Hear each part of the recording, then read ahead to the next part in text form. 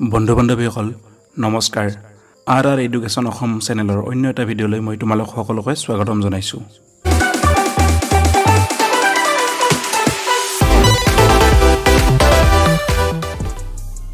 বন্ধু বান্ধৱীসকল এই ভিডিঅ'টোত মই সাধাৰণ জ্ঞানৰ 30টা অতি গুৰুত্বপূৰ্ণ প্ৰশ্ন আৰু তাৰ উত্তৰ সম্পৰ্কে আলোচনা কৰিবলৈ লৈছোঁ। ভিডিঅ'টি আৰম্ভ কৰাৰ আগতে যদি এতিয়ালৈ তোমালোকে আৰ এডুকেশ্যন অসম চেনেলটো ছাবস্ক্ৰাইব কৰা নাই এতিয়াই ছাবস্ক্ৰাইব কৰি লোৱা আৰু কাষত থকা বেল আইকনটোত ক্লিক কৰিবলৈ নাপাহৰিবা। আহা এতিয়া ভিডিঅ'টো আৰম্ভ কৰোঁ। প্ৰথম প্ৰশ্নটো লৈছোঁ, নেলছন শব্দটো কোনটো খেলৰ সৈতে সম্পৰ্কিত? উত্তৰ কুস্তি। 2 নম্বৰ প্ৰশ্ন, হেমলেট কাপ কোনটো খেলৰ সৈতে সম্পৰ্কিত? উত্তৰ লন টেনিছ। 3 নম্বৰ প্ৰশ্নটিলৈ আহিছোঁ, মীৰাবাইয়ে তেওঁৰ ভজনবোৰ কোন ভাষাত লিখিছিল?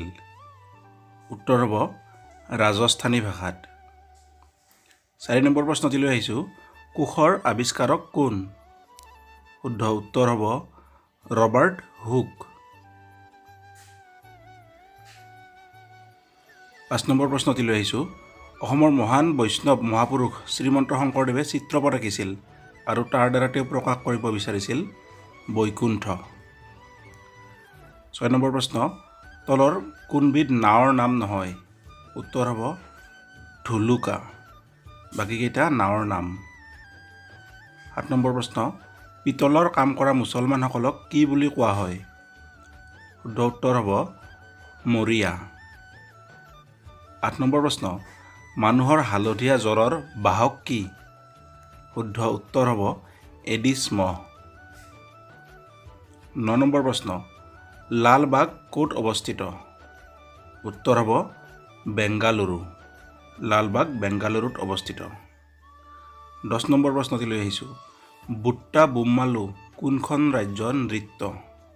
শুদ্ধ উত্তৰ হ'ব অন্ধ্ৰপ্ৰদেশ। 11 নম্বৰ প্ৰশ্ন, গাৰাডি কোনটো কেন্দ্ৰীয় শাসিত অঞ্চলৰ নৃত্য? উত্তৰ হ'ব পুডুচেৰী। 12 নম্বৰ প্ৰশ্ন, কলমকাৰী লোকক চিত্ৰকলা কোন ৰাজ্যত আছে? শুদ্ধ উত্তৰ হ'ব অন্ধ্ৰপ্ৰদেশ।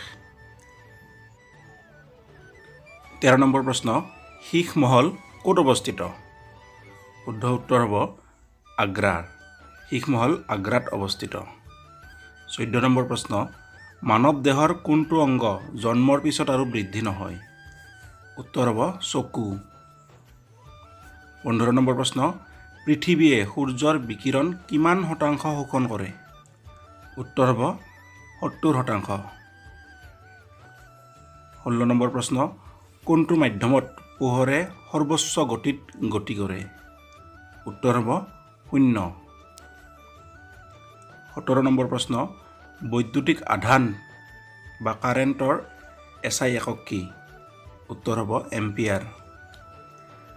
18 নম্বৰ প্ৰশ্ন, ইলেক্ট্ৰিক বাল্বত যি ফিলামেণ্ট ব্যৱহাৰ কৰা হয় সেই ফিলামেণ্ট কি ধাতুৰ পৰা বনোৱা হয়? উত্তৰ হ'ব টাংষ্টেন।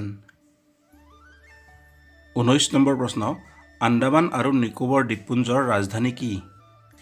উত্তৰ হ'ব পৰ্ট ব্লেয়াৰ। 20 নম্বৰ প্ৰশ্ন, ভাৰতৰ সৰ্বোচ্চ চহৰখনৰ নাম কি? উত্তৰ হ'ব শ্ৰীনগৰ। 21 নম্বৰ প্ৰশ্নটিলৈ আহিছোঁ, কোনখন নদী দক্ষিণৰ পৰা গংগাৰ সৈতে মিলিত হৈছে?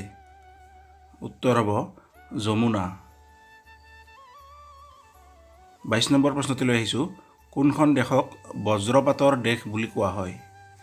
উত্তৰ হ'ব ভূটান। 23 নম্বৰ প্ৰশ্নটিলৈ আহিছোঁ, কোনখন দেশক এছিয়া মাইনৰ বুলি জনা যায়? উত্তৰ তুৰস্ক।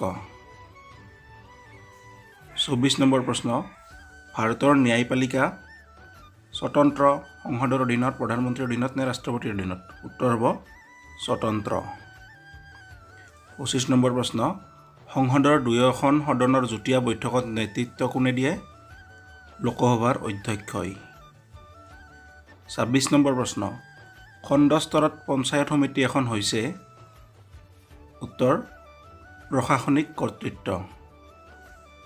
27 নম্বৰ প্ৰশ্ন, উচ্চ ন্যায়ালয়ৰ মুখ্য ন্যায়াধীশ আৰু অন্যান্য ন্যায়াধীশসকলে কোন বয়সত অৱসৰ লয়? উত্তৰ ৬২ বছৰ বয়সত। ২৮ নম্বৰ প্ৰশ্ন, সংবিধানৰ ৮ম অনুসূচীত কিহক ৰখা হৈছে? উত্তৰ ভাষাবোৰক। ২৯ নম্বৰ প্ৰশ্ন, অসমৰ মুঠ কিমান শতাংশ এলেকাৰ বনাঞ্চলৰ অধীনত আছে? উত্তৰ ৩৪%। ৩৬ নম্বৰ প্ৰশ্নটিলৈ আহিছোঁ, কোন চনত অসমীয়াক অসমৰ চৰকাৰী ভাষা হিচাপে গ্ৰহণ কৰা হৈছিল? শুদ্ধ উত্তৰ হ'ব ১৯৬০ চনত। আজিৰ ভিডিঅ'টোত এই ৩০টা প্ৰশ্নই আলোচনা কৰিলোঁ। পৰৱৰ্তী ভিডিঅ'ত পুনৰ এনেকুৱা ৩০টা অতি গুৰুত্বপূৰ্ণ প্ৰশ্ন আৰু উত্তৰ লৈ আহিম। তাৰ বাবে আৰ এডুকেশ্যন অসম চেনেলটো ছাবস্ক্ৰাইব কৰিবলৈ নাপাহৰিবা। ধন্যবাদ।